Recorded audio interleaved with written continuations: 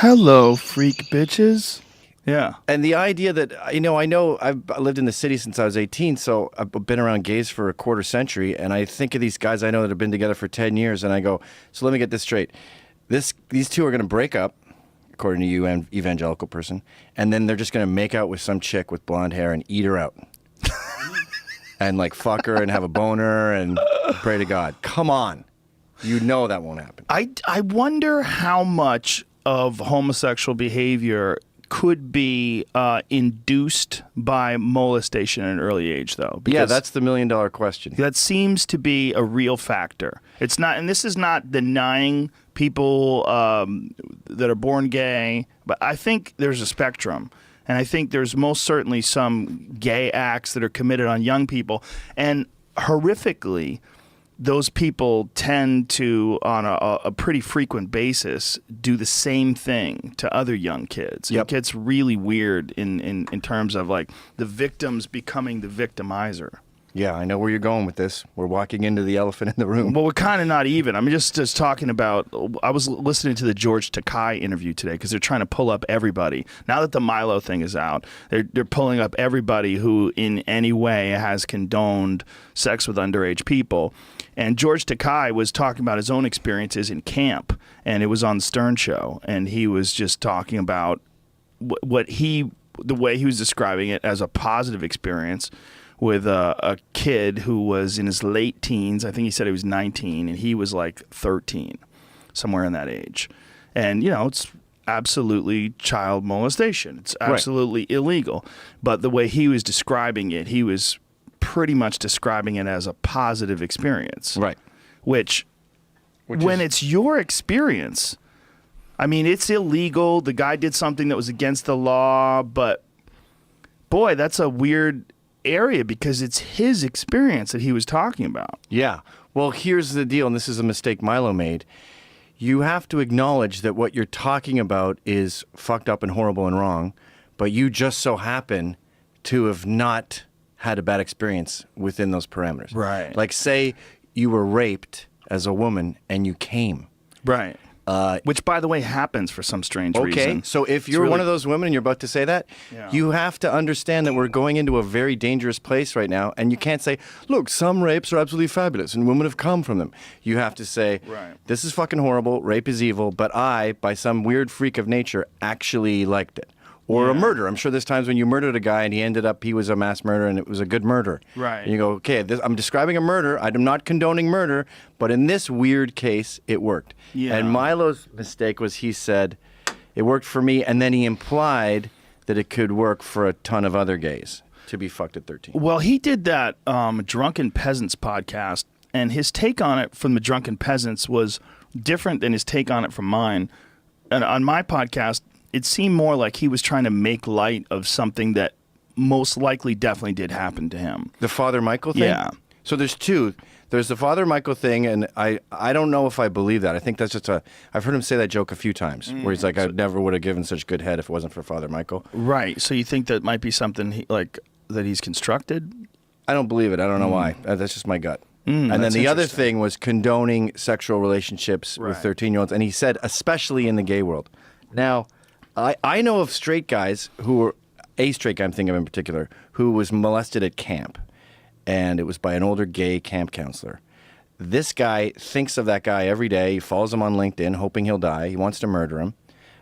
So the problem with what Milo said is you end up normalizing this behavior and say it's okay in the gay world. Next thing you know, some older gay who's at camp goes, well, this is probably a fag that I'm blowing, so this is okay.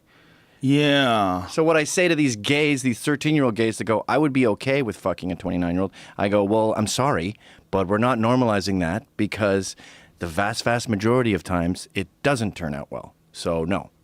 Yeah, that's a very good way of putting it. And it's really Well, the Milo thing is so odd because, first of all, I think he's got this act. And let's call it an act because part of it has got to be an act. He's got a wide spectrum of his personalities. Yeah. So on Bill Maher, he can be a raging Liberace queen with pearls on. Yeah, dressed like a woman. I mean, dressed like a woman. Yeah. Camper than any woman I know. Yeah. And then for the apology, he's the conservative with the Coke bottle glasses. Yeah. It's sort of like when a Jamaican who goes back to Jamaica and they start speaking in patois like their grandmother. You're not necessarily lying. It's Right. just a wide range of views. Yeah, he plays it up, and there's definitely a performance piece to a lot of what he does. What's really interesting is he's very good at riling people up. He's obviously very good at getting people upset, and in doing so, he's created these sort of false narratives about him, that he's a Nazi, that he promotes genocide. I mean, there were so many people outside the Berkeley thing that were screaming, calling him a Nazi and saying he's a fascist, when they, in fact, were behaving in very authoritarian, fascist ways. That's Antifa, by the way. You said I don't know what Antifa is. That's those guys. Anti-fascist, is that Yeah. what Antifa Yeah. stands for? Okay. But you're right. They're terrorists, and they use terror. They use violence to achieve political gains, which is terrorism.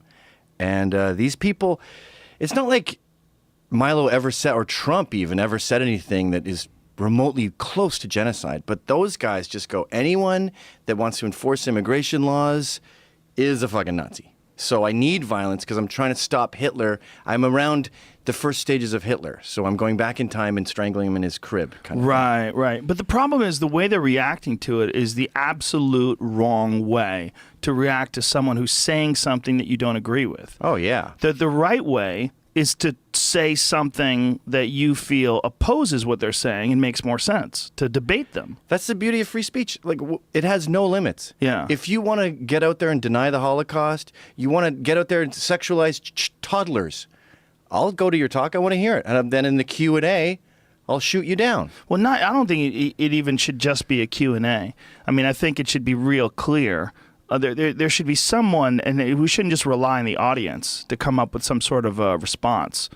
I think if you're going to have someone as controversial as Milo, and you're so opposed to it that you're willing to throw bricks through Starbucks windows and light cop cars on fire, there should be someone that can speak for your side. Of course. And then you should organize some sort of a talk. But this is setting it up the wrong way, because you go, it's like someone said to me once, hey man, like we were talking about martial arts. If I was a black belt, I'd fucking kick everybody's ass. I go, no, you wouldn't. No, you wouldn't. First of all, you wouldn't, because you'd have discipline and you'd realize the consequences of that. But second of all, when you just kick someone's ass, they don't just take it. Like, they come back with a bat or a gun or their brother, or you start a fight, and they want to get it back. And it goes back and forth, and all conflict pretty much goes that way. You have conflict, and then someone responds to that conflict, and it escalates. So if you have this thing where you start throwing bricks through windows and lighting cop cars on fire and stopping people from talking and hitting people that have make Bitcoin great again hats. Did you see that girl who got maced in the face? By a You know what 60-year-old. happens? Eventually, people show up with guns. That's what happens. And this is what happens. When you keep escalating the violence, you become a them, you become the other, you become the enemy, and you create this polarizing atmosphere that's so intense that no dialogue is going to fix it now, because you're the enemy. You're talking about the North versus the South. You're talking about, the Protestants versus the Catholics. You create this horrific environment where it's almost impossible to avoid violence. Well, so I'm done avoiding it. I'm taking the low road. I'm punching them in the face. So that's what you're doing with this outfit? Yes. That is really what I'm doing with this outfit. I did a talk at NYU. They pepper sprayed me. Did they really? When was this? This was a couple weeks ago. What was the talk about? I didn't even have a plan. They know me as pro-Trump or something, and I'm a Nazi because of that, and they don't want to give a platform to free speech. That's the irony of all this, is they pretend that it's gotten so far, it's beyond debate now. In their world, we are recruiting fascists for some sort of imminent genocide. So we're like signing up the brown shirts with a form at our talks. And you go, say that was possible? How does that work? Like, we sign you up, then you're part of the club, then you come with us on the next genocide?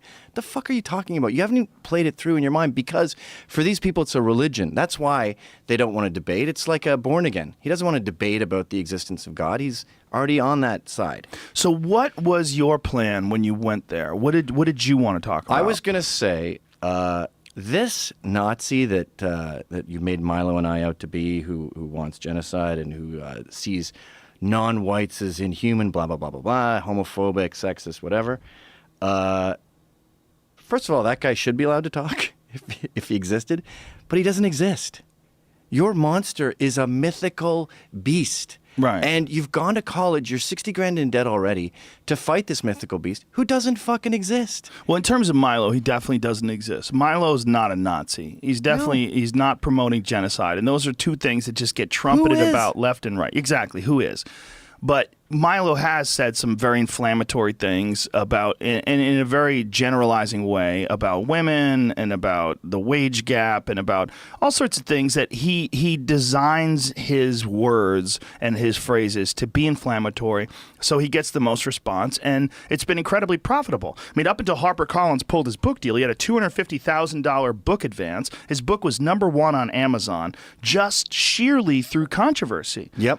I mean, through pre-sales and controversy. So it's a strategy in a lot of ways, and it's also a response to this really hard stance that the far left is taking, this anti-free speech stance. Right, but always with these cases, you go, what exactly did he say? I always say this to people who bitch about Ann Coulter. I go, what sentence in what book is factually incorrect? What specifically are you saying? And with this Milo thing, he said that often sexual relationships with 13-year-olds can be beneficial for gays.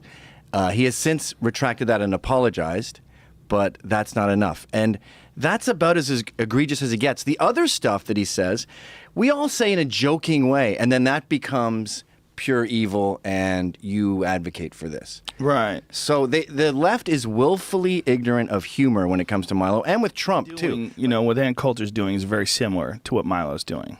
I mean, they're merchants of outrage. I mean, that's what they're doing. I disagree. I think they're speaking in a hyperbolic tone. They're flamboyant.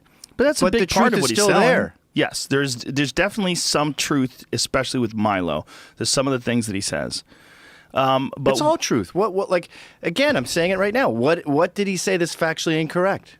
Well, that wasn't a joke. Not factually incorrect, but extremely offensive to people, like the 13-year-old boy comment. Like the thing about sort of normalizing relationships between grown men and 13-year-old boys. Right. You know, I think a big part of why he even says that is because he's in many ways like a natural contrarian, and in many ways a guy who wants to get a rise out of people. And by saying that, he didn't feel like there's any consequences to being outrageous in that regard. Right. But I think we could both agree, whether or not it's factual in his case, it's a fucked up thing to say, right? It is a fucked up thing to say. It was negligent, which is why he apologized. But I think the grain of truth to that, and with his other statements, is a lot more than a grain. But the grain of truth to what he was saying is gays have less chastity than straights. And if a woman is known as a slut, she's less likely to be picked up. And I've been sued for calling a woman a slut. Were you really? Yep. Who sued you? It was a long time ago, back in Vice days. It was in Do's and Don'ts. And the way the law is, it's kind of antiquated, but it's like, oh, you called her a slut, now she won't have currency in the market of marriage because she's known as a whore, so we're going to punish you punitively for this sin. Did you have to settle? Yeah. God damn it. You can't even call someone a slut. There's no equivalent word for a man. No.